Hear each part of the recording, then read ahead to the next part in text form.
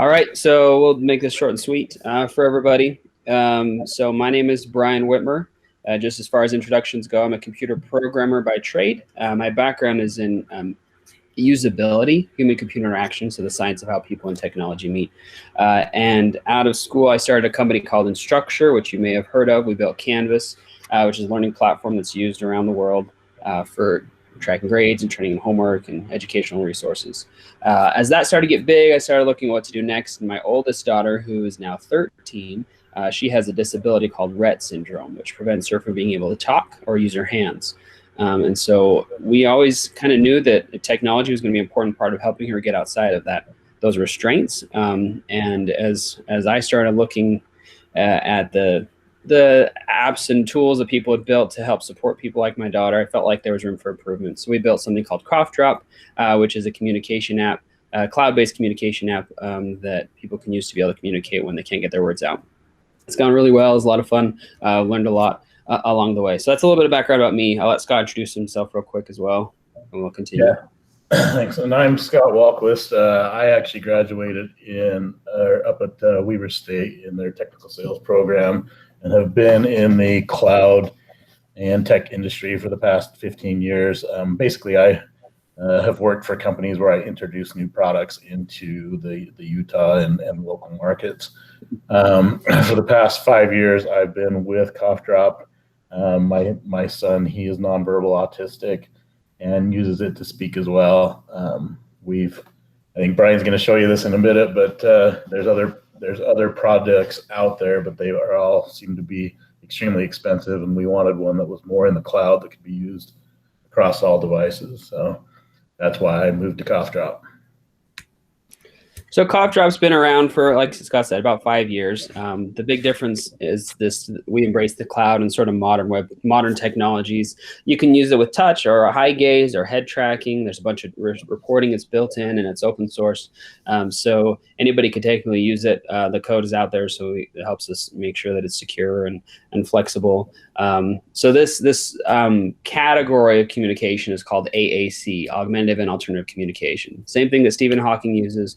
Traditionally, like Scott said, it's been very expensive, 15, 20 grand for a device because insurance would pay for it. And it was, this medical piece of hardware. So when the iPad showed up, that really shook things up a lot. There are iPad apps out there now that people could just buy a tablet and put an app on, and that's helped move things forward a little bit. We kind of kept going from there. Cough Drop's been going well. There's a lot of products around it that we've had to sort of build up to support, training materials and additional activities and resources just to establish that the Cough Drop product could stand as a viable alternative, which shouldn't be news to anybody in a cloud-based sort of SaaS play. But then COVID-19 hit and things sort of changed in a big way.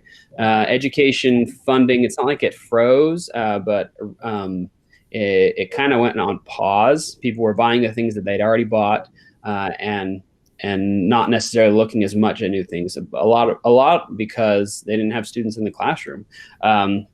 Big surge in telepractice, which actually benefited Cough Drop a lot because we have some of these remote tools that are built in, the social distancing crisis, and then situations in the ICU. So a friend of mine in the space reached out to me and said, hey, I just saw this New York Times article about people in the hospital. They're on a breathing tube. They can't communicate.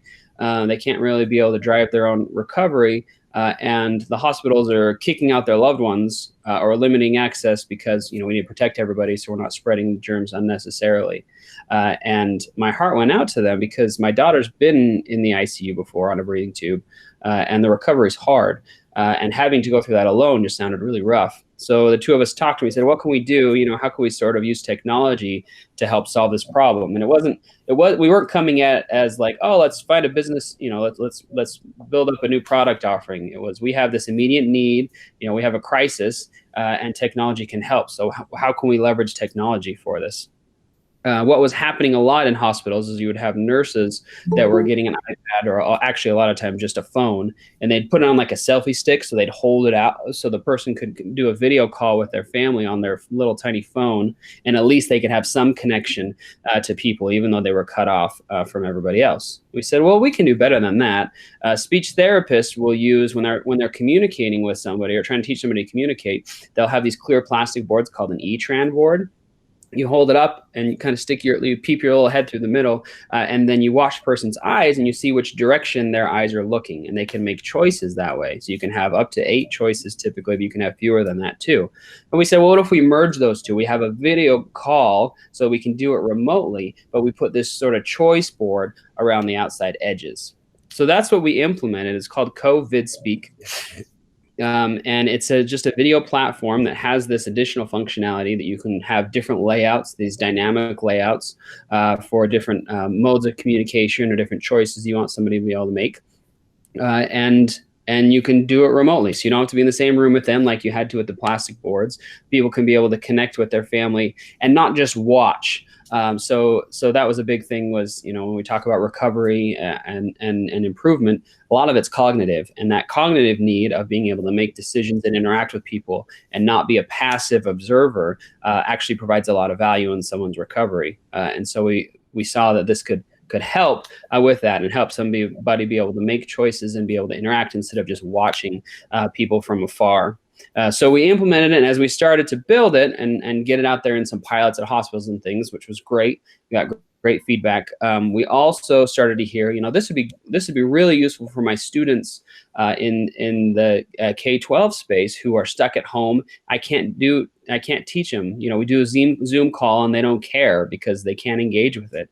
And we heard from nursing homes and care facilities saying we have people that are stuck still, months later in isolation, because these are vulnerable groups and they can't connect with their loved ones. And so we started to sort of say, well, this could be a more general thing, that there's different use cases that we could address. Lots of features that we've built in, a large backlog that's already there as well. The big question for us at this point is the best way to proceed. We could do a broad release. We're just saying, hey, we're going to just put it out there for everybody. We could do a targeted release and really try to focus on one specific niche, like the hospital ICU category or the education and therapy category or care homes. None of them are so specialized that it would cause the product to have to be, weird for anybody else, but they all have enough effort involved that if we were going to do a targeted focus, we would have to sort of pick one and do a real strong focus on it. Then the other question is just around the sales process. We've with Cough Drop, we've done direct sales to school districts and funding organizations, and we also have a self-serve model. People can just sign up for it on their own. That's like 70-30 with businesses versus consumers. And so we could go after those tracks. We could also look at donations or grants. This is a project that I think matches really well with the idea of grant funding. It's just that we've never done it before. And so, that would be new for us and something we have to kind of figure out. We're sort of taking some baby steps down that path, but those are the pieces that we're kind of trying to figure out right now. That's why we thought it would be useful to get in front of y'all and see if there are thoughts. If you have people that you think it would be useful for us to connect with, or if you have suggestions on this sort of ongoing strategy.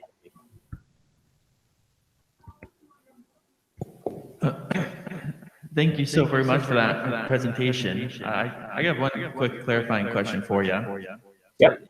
So you have currently, there are people who are currently using this in the hospitals and such, or it's still in development? And if it is being used, what are some of the feedback that you've gotten from the users? Yeah, so we've had people in a hospital setting and in a class educational setting that have used it. I wouldn't, it's been early pilots, but the feedback's been very positive. They've said this is better than the alternatives, because there is no product that's like this in the space right now. The alternatives would be a Zoom video call or, an in-person sort of choice board.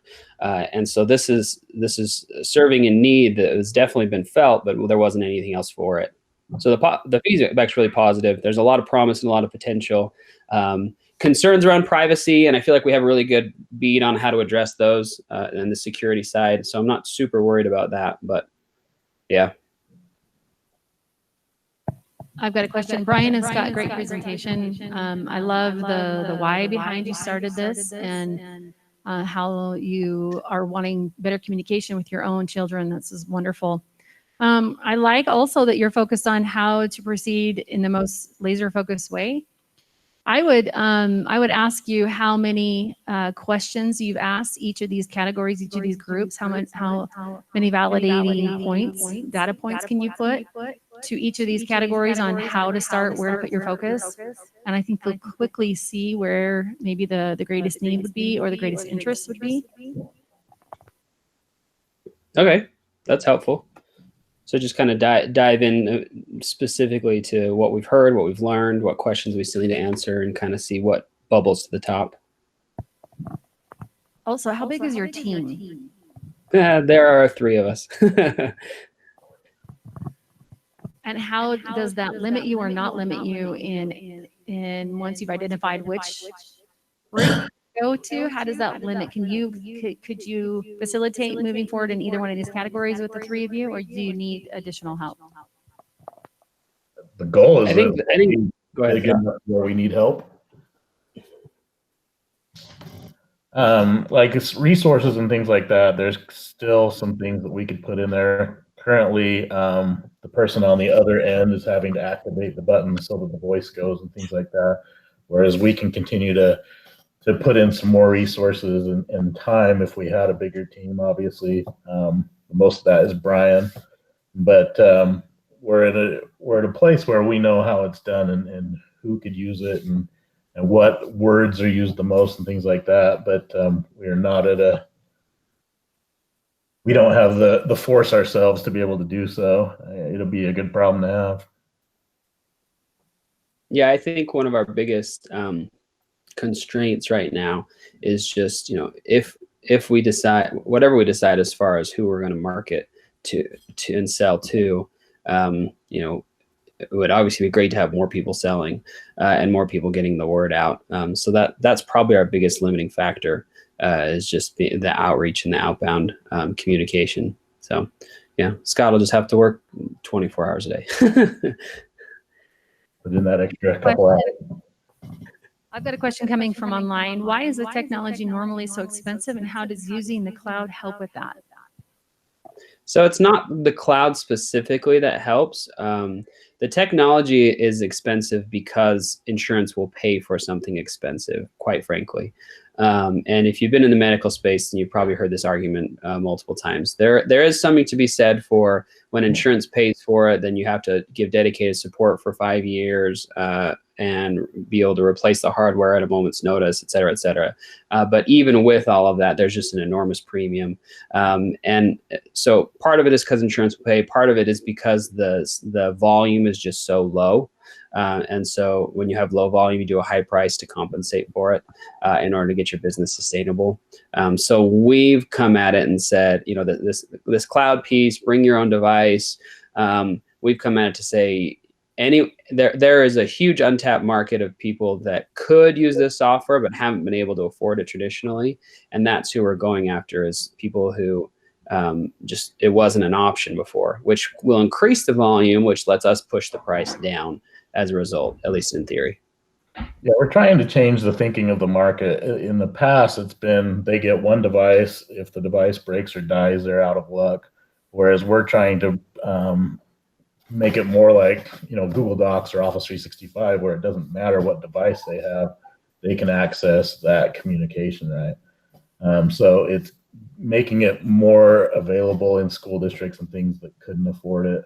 They've got a large group of kids with autism and cerebral palsy and things like that. But it's also making it more for stroke victims and ALS clients and things who may need it temporarily. The cloud piece can do that, in that they're not having to go out and purchase this expensive piece of equipment, because they can just put it on whatever they have, and it all goes with them. If the device breaks or dies, they just grab something new. Where do you guys hope to see yourself in the next few years with Cough Drop? Part of what we've had to work so hard at with Cough Drop is just establishing credibility. This is a space where some of the products have been around for 10, 15, 20 years. And there have been lots of startups who showed up and fizzled out. And with something as, we're not talking about a video game or, an email client. We're talking about something that's integral to somebody's interactions with the world. And so there's a very, very strong resistance to change. And so we spent a lot of work just establishing the fact that we can be a player in the space and that we're not going anywhere. So that took years. And what I think going forward, now that we sort of established and checked that box, the next step has been to be able to say, no, we're actually thought leaders in this space. We tried to do that early on, and because of the reluctance, it was hard for people to buy into that idea. But we've pushed a lot of boundaries, and there's things that we can do to sort of keep raising the bar. And that's what we want to be able to show people, is that this is a different sort of company, because we're going to push the limits and really drive forward instead of just hanging out where everybody's at. I got a question around grants for you. You have anyone on your team who's ever written any grants? No. And we found out quickly that I would be horrible at it, so we've been working. Grant writers and things that may be able to do it for us. There's a little bit of a shift. You may not have to think in terms of grants. I've seen a lot of companies right now getting no bid type of contracts from municipalities, from states under the emergency needs with COVID. So you may have a great opportunity to secure contracts faster. We're seeing decisions made in 10 days instead of 6 months. So that still is a great opportunity, especially when you think about those with the disabilities. So I'm not thinking ICU, but maybe I was thinking the disabilities, because there's a big panic going on of what do we do? We're being set backwards in our progress with these individuals that we put so much money and time into. So I think it's still a great opportunity if you were to connect in with the municipalities directly. Yeah, and we've actually heard that before, that there's some CARES funding and things like that. We just don't know exactly where this CARES funding is, and that there's some technology grants for disability community and things that has to do with COVID, being able to speak remotely and things. So that's what I've been trying to do, is find these things. Everybody keeps saying, yeah, you should go after that. I'm like, I'd love to. I don't know where it is. So are you recommending just reach out to each municipality and say, what do you have available?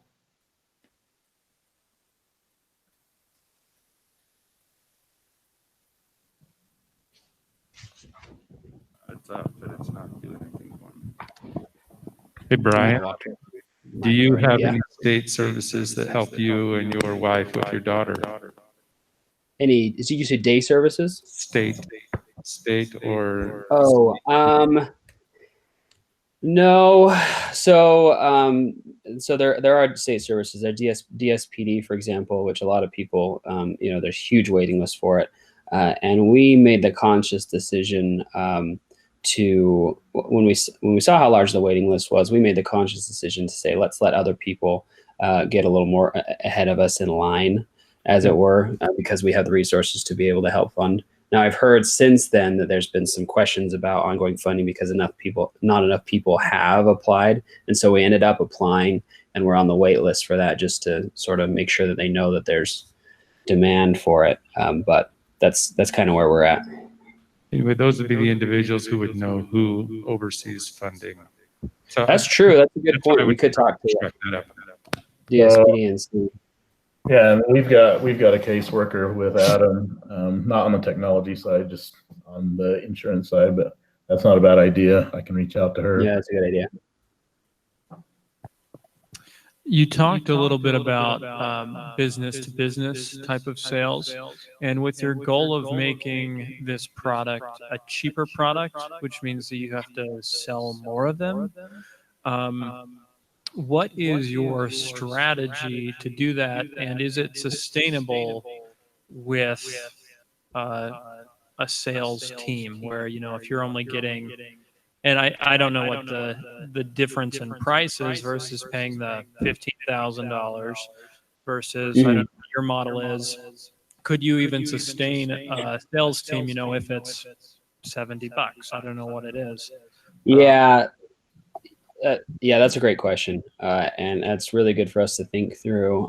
There is the option for more of a premium tier that we would sell to like hospitals or organizations that could pay for it. I always, this is the trick, right? Because I feel really guilty charging lots of money to families with disabilities because there are so many expenses that they're already paying for out of pocket that nobody knows about and nobody, is doing the math to figure it out. And so adding something on top of that is always hard for me. And so we want to have some kind of option where people can have an approachable solution. And so we kind of end up with these 2-tier sort of models where it's like, oh, we have sort of a premium specialized offering that we can give for these large organizations. And if we do that, then I think we can justify a sales team for that level or that tier, I think. But those are the trade-offs that we're kind of trying to work through right now.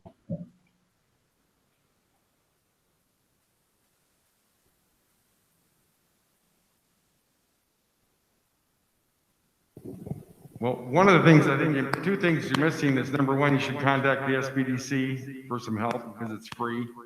The secondary is probably, I would look at your pricing structure as part of your marketing and have X percentage of each sale goes to help those who can't afford. It's worked for a number of companies, sock companies, shoe companies. It's just a smart thing you could do, integrate into what you're doing. It looks good for investors so they see that you're not just giving stuff away, you're having to pay for it to give away. There's some other alternatives to look at. Yeah, that's helpful. Thank you. Have you guys contacted the SBDC? I have not. So that's on my next to-do list. Basically, we've been just working directly through like hospitals and things like that to do a lot of the beta testing for us. So we haven't really gotten to that point yet as far as the full sales side of it. That was the where do we go next part. Jim, doesn't the SBDC help with grant writing as well? Okay, definitely. Wait, say that again. The SBDC does help with grant writing. Okay. Well, then we will.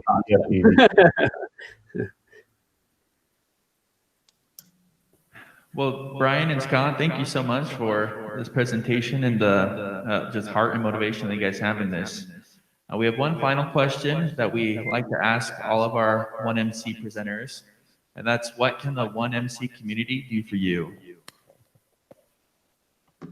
Yeah, I think the biggest thing, so we're both on LinkedIn, and if you know of anyone that we should be talking to, or if you have a connection to someone, a lot of our connections are actually back east just because of the nature of how Cough Drop sort of grew.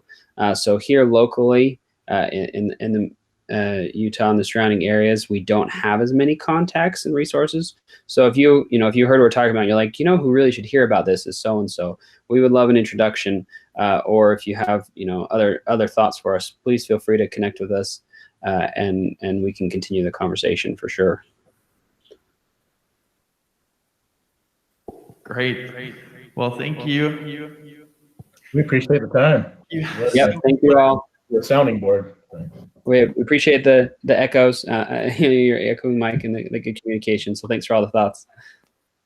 Yeah, thank you. It's echoes of applause for you. That's makes us feel really epic, right? Because we're just like, boom, we're in this large auditorium full of thousands of you all. So that's right. That's right. Next time it'll be millions for you. Well, thank you for joining us today. Thank you for all of our audience online and came here physically, and hope that you all have a great week and look forward to seeing you next Wednesday.